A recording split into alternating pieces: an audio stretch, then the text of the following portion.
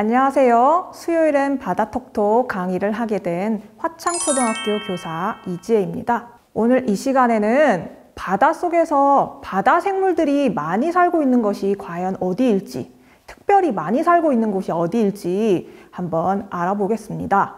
여러분, 바닷속에서 바다 생물들이 물속 아무 데서나 많이 살고 있을까요?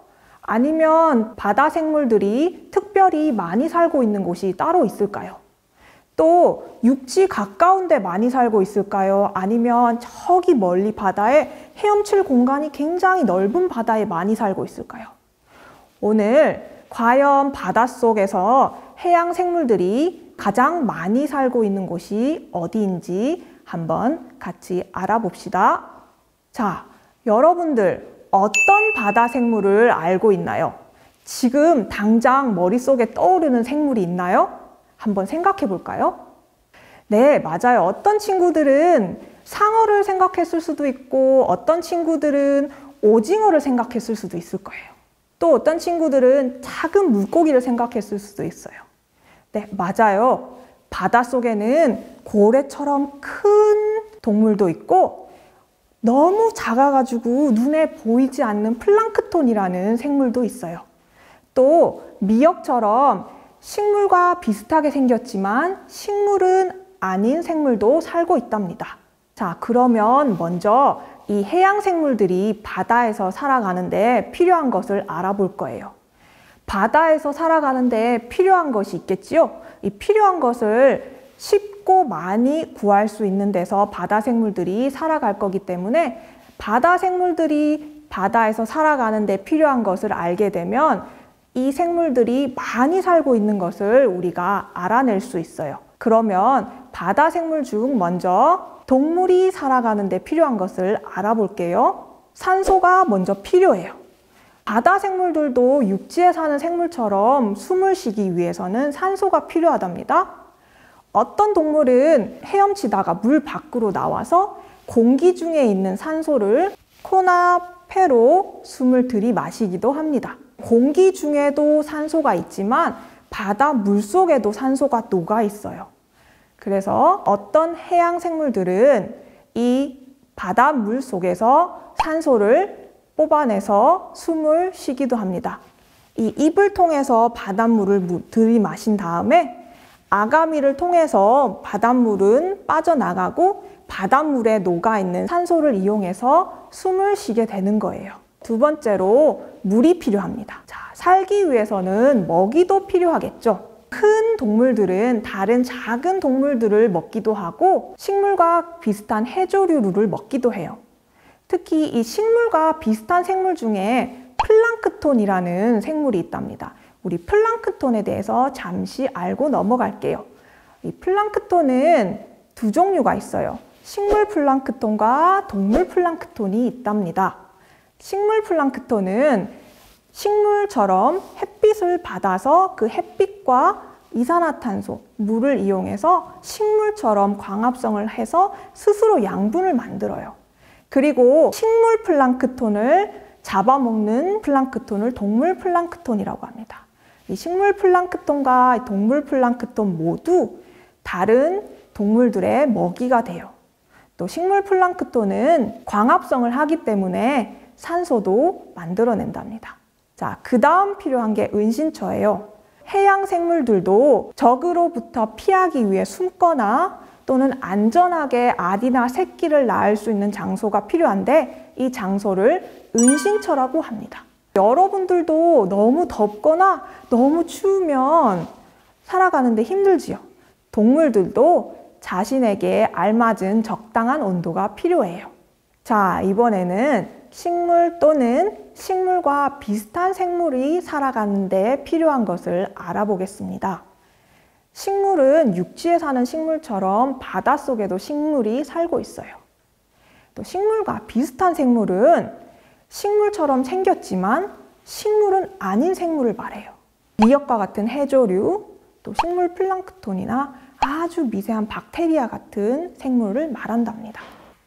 식물 또는 식물과 비슷한 생물은 광합성을 통해 스스로 양분을 만들 수 있어요. 스스로 양분을 만들기 위해서는 햇빛, 물, 이산화탄소가 필요하답니다. 또 잘 자라기 위해서는 무기질과 비타민이 필요한데 이 무기질과 비타민은 돌과 흙에 아주 조그만 조각같이 생겼고 보통 강을 통해서 바다로 흘러 들어오거나 아니면 저기 해저 밑바닥에 있는 화산 활동을 통해서 또 바다로 흘러 들어오기도 해요. 식물 또는 식물과 비슷한 생물들 역시 살아가기에 적당한 온도가 필요하답니다. 지금까지 바닷속 생물들이 살아가는데 필요한 것을 알아보았습니다. 바닷속 생물들이 바닷속에서 살아가기 위해서는 꼭 필요한 것들이 있었죠. 그렇기 때문에 이 필요한 것들을 얻을 수 있는 곳에서 바다 생물들이 많이 살고 있어요. 그러면 과연 바닷속에서 어디에 많이 살고 있는지 이제부터 알아볼 건데 그 전에 서식지라는 용어를 꼭 기억하세요. 서식지는 바로 생물이 살아가는데 필요한 것을 얻는 곳입니다. 그러면 먼저 서식지에는 어떤 조건이 필요한지 알아볼까요? 먼저 해안 가까이에는 육지로부터 강을 통해서 많은 영양분이 흘러 들어오기 때문에 해양 생물들의 먹이가 되는 영양분이 풍부하답니다. 두 번째, 차가운 물에는 따뜻한 물보다 해양 생물들이 숨을 쉬는데 필요한 산소가 많이 들어있어요. 세 번째, 햇빛이 비추는 곳에는 햇빛을 받아서 광합성을 스스로 하는 식물 플랑크톤이나 식물과 비슷한 생물이 많기 때문에 역시나 먹이가 풍부하고 산소도 풍부하답니다. 그러면 서식지의 조건을 우리 세 가지 알아보았습니다. 이 서식지의 조건을 꼭 기억하세요. 첫 번째, 해안 가까이에는 육지로부터 영양분이 많이 들어온다. 두 번째, 따뜻한 물보다는 차가운 물에 산소가 더 풍부하다. 세 번째, 햇빛이 비추는 곳에는 식물과 비슷한 생물 또는 식물 플랑크톤이 많이 살고 있다. 그러면 바다에서 생물이 가장 많이 살고 있는 우리 9가지 서식지에 대해서 이제부터 알아보겠습니다. 첫 번째, 북극해 서식지예요. 여러분들이 생각하기에 춥고 차가운 북극해는 생물이 별로 안 살고 있을 것 같지요? 하지만 이 북극해는 생물이 살기 아주 좋은 환경이랍니다. 첫 번째로는 물 온도가 차가워서 산소가 굉장히 풍부해요. 두 번째로는 이 북극해 서식지는 해안 근처에 있기 때문에 육지로부터 흘러 들어오는 영양분이 풍부하답니다. 북극해 서식지의 바닥은 바위, 모래, 진흙으로 되어 있어서 어떤 생물들은 바위 뒤에 붙어서 또는 어떤 생물들은 모래나 진흙에 파고들어서 숨을 수 있고 또 모래나 진흙을 파고 안전하게 알이나 새끼를 낳을 수 있기 때문에 은신처를 찾기에 아주 좋은 환경이랍니다. 또 북극해 서식지는 여름 동안에는 24시간이나 햇빛을 받기 때문에 플랑크톤의 양이 굉장히 많아서 동물의 먹이를 쉽게 구할 수 있어요. 여러분들이 생각하기에 고래는 몸집이 굉장히 크지요. 그래서 고래는 먹이를 굉장히 많이 먹어야 되는데 고래들이 특히 북극해 서식지에서 먹이를 많이 먹을 수 있답니다. 두 번째는 부드러운 바닥을 가진 서식지예요. 이 서식지는 해안 가까이에 있을 수도 있고 저기 멀리 넓은 바다의 바닥일 수도 있어요. 바닥이 모래나 진흙으로 되어 있어서 굉장히 부드럽기 때문에 생물들이 이곳을 파고 들어가서 숨을 수도 있고 알이나 새끼를 안전하게 낳을 수 있는 은신처를 찾을 수도 있어요. 또 이 진흙에는 영양분이 많기 때문에 생물들이 이 진흙에서 먹이를 구할 수도 있답니다. 줄무늬 노고는 다른 서식지에서 태어나지만 이 부드러운 바닥 서식지에서 먹이와 은신처를 찾는 대표적인 동물이에요.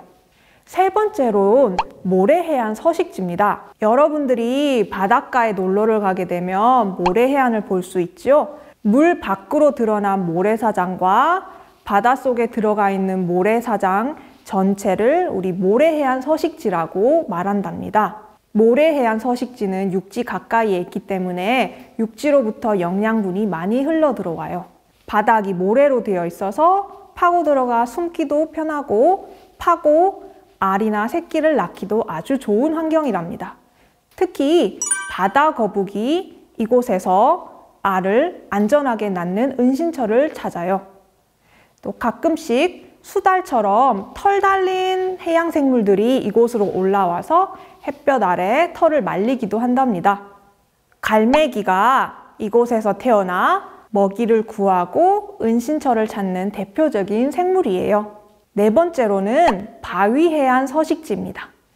바위해안 서식지는 바닥이 바위로 되어 있어서 바위 뒤에 숨거나 또는 바위 사이사이에 안전하게 알을 낳을 수 있는 은신처를 생물들에게 제공할 수 있어요. 육지 가까이에 있기 때문에 육지로부터 많은 영양분들이 흘러들어와 생물의 먹이가 풍부하답니다. 문어가 바위 해안에 사는 대표적인 생물이에요. 다음으로는 켈프숲 서식지를 알아볼까요? 먼저 켈프에 대해 배워볼게요. 켈프는 식물과 비슷한 생물의 한 종류예요. 생긴 거는 이렇게 미역처럼 비슷하게 생겼고요. 켈프가 많이 모여 있는 곳을 우리 켈프 숲이라고 부른답니다. 켈프는 1년에 약 30m 이상을 자랄 수 있는데 이것은 약 아파트 10층의 높이랑 비슷해요. 또 켈프는 물에 떠내려가지 않기 위해 바닥에 있는 바위를 단단히 붙잡고 있어요. 켈프는 스스로 광합성을 할 수 있기 때문에 영양분도 많고 주변에 산소도 많아서 생물들이 살기 아주 좋은 환경을 제공한답니다. 또 이 켈프 사이사이에 작은 생물들이 숨기도 하면서 은신처를 찾기 때문에 작은 생물들이 살기 좋아요. 그리고 이 작은 생물들을 잡아먹는 큰 생물들도 많이 살고 있답니다. 상어가 특히 이 켈프숲 주변에 살면서 작은 생물을 잡아먹는 대표적인 생물이에요. 다음으로는 산호초 서식지를 알아볼 거예요. 산호초는 물이 깨끗하고 따뜻한 환경에서 자라기 때문에 다른 곳보다 햇빛을 많이 받는 적도 근처에 많이 있어요. 이 산호 사이에 미세한 해조류가 살고 있어서 먹이를 구하기도 쉽고 또 산호 사이사이에 숨을 곳도 많아서 은신처를 찾기도 아주 좋답니다. 특히 바다 거북이 이곳에서 먹이를 먹고 또 산호 사이사이에 숨어서 은신처를 찾는 대표적인 생물이에요. 다음은 하구 서식지입니다. 하구는 강이 바다와 만나는 곳에 만들어지는 서식지예요. 대부분 바닥이 진흙으로 되어 있어서 굉장히 부드러워서 숨기도 좋고 알을 낳기도 좋고 또 진흙 자체가 영양분이 많아서 새끼를 낳아 기르는데도 굉장히 좋은 환경을 제공한답니다. 특히 짜지 않은 강의 물과 짠 바닷물이 만나서 강에 있는 영양분도 풍부하고 바닷물에 있는 영양분도 풍부해서 많은 생물에게 풍부한 영양분을 제공할 수 있어요. 연어가 강에서 태어나 바다로 들어가기 전에 이곳에서 바다에서 살아갈 준비를 하는 대표적인 생물입니다. 지금까지는 육지에서 가까운 서식지에 대해서 알아보았어요. 육지에서 가까우면 육지에서 흘러들어오는 영양분이 풍부해서 아주 좋은 서식지를 제공할 수 있기 때문에 생물들이 굉장히 많이 살고 있습니다. 그러면 저기 먼 바다, 육지에서 멀리 떨어져서 순수하게 물로만 구성되는 그런 서식지는 어떨까요? 육지 가까이보다는 상대적으로 생물이 많이 살고 있지는 않지만 그래도 생물이 살기 좋은 서식지를 제공합니다. 그러면 이번에는 육지에서 멀리 떨어져 있는 먼바다 서식지에 대해서 알아보겠습니다. 먼바다 서식지는 육지에서 멀리 떨어진 곳에 바닥을 제외하고 순수하게 물로만 구성된 서식지를 말해요. 빛이 닿는 부분을 먼바다의 해수면 서식지라고 말하고 빛이 닿지 않은 부분을 먼바다의 깊은 곳 서식지라고 말을 한답니다. 먼바다의 해수면 서식지는 빛이 닿기 때문에 이 빛을 받아서 식물 플랑크톤이 많고 이 식물 플랑크톤을 먹는 동물 플랑크톤도 많아서 생물의 먹이가 되는 플랑크톤이 많아요. 또 이곳은 먼 거리를 이동하는 생물들이 이곳을 통해서 이동을 한답니다. 반면에 먼바다의 깊은 곳 서식지는 헤엄칠 공간도 굉장히 많고 바위 뒤나 진흙처럼 숨을 수 있는 공간이 없기 때문에 오징어, 다랑어, 청새치처럼 몸집이 큰 물고기들이 주로 살아가고 있어요. 또 햇빛이 없기 때문에 심해 아기처럼 빛이 없어도 살아가는데 적응한 생물들도 많이 있답니다. 특히 심해 아기는 빛이 없는 곳에서 머리끝에 달린 빛나는 미끼를 이용해서 물고기를 유인해 잡아먹는 생물이에요. 자, 지금까지 생물이 많이 살고 있는 곳에 대해서 알아보았습니다. 바닷속에서 해양 생물들은 물속 아무 곳에서나 살고 있는 것이 아니라 생물에게 필요한 것을 얻기 좋은 장소에서 살아가고 있는 것을 알아보았어요. 그리고 선생님이 각 서식지에서 살고 있는 대표적인 생물 한 종류씩을 알려드렸습니다. 하지만 한 생물이 서식지 한 곳에서만 사는 것은 아니에요.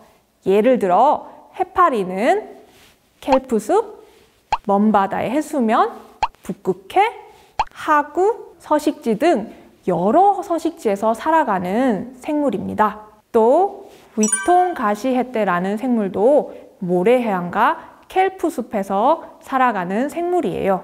반면에 한 종류의 생물이 한 사리 동안 여러 서식지를 돌아다니면서 살아갈 수도 있어요. 그럼 북극해 서식지를 중심으로 여러 서식지를 옮겨 다니는 생물에 대해 좀 더 알아볼까요? 북극해 서식지는 고래가 살기에 굉장히 좋은 환경이라는 거 기억하고 있죠? 혹등고래는 열대지방의 따뜻한 먼바다의 해수면 서식지에서 태어나 여름이 되면 북극해로 이동해 북극해에서 먹이를 구합니다. 참물범은 모래해안 서식지에서 태어나지만 먹이와 은신처를 구하기 위해 북극해 서식지로 이동하는 생물이에요. 귀신고래도 물이 따뜻하고 잔잔한 모래해안 서식지에서 태어나지만 여름이 되면 어미와 새끼가 함께 북극해로 이동해서 먹이를 먹고 또 겨울이 되면 다시 따뜻한 서식지로 이동하는 생물이에요. 엘바트로스라는 새는 북극해 서식지 근처에 사람이나 적이 없는 육지에 알을 낳고 먼바다 해수면 서식지로 날아와서 먹이를 구한답니다. 자, 오늘은 해양 생물들이 가장 많이 사는 곳에 대해서 알아보았습니다. 이 밖에도 생물이 많이 살고 있지는 않지만 아주 특이한 서식지도 많이 있어요. 이번 기회를 통해서 여러분들도 서식지에 대해 더 알아보는 건 어떨까요? 지금까지 수요일엔 바다톡톡 해양 생물이 바다에서 많이 사는 곳에 대해서 알아보았습니다. 강의를 들려주셔서 감사합니다.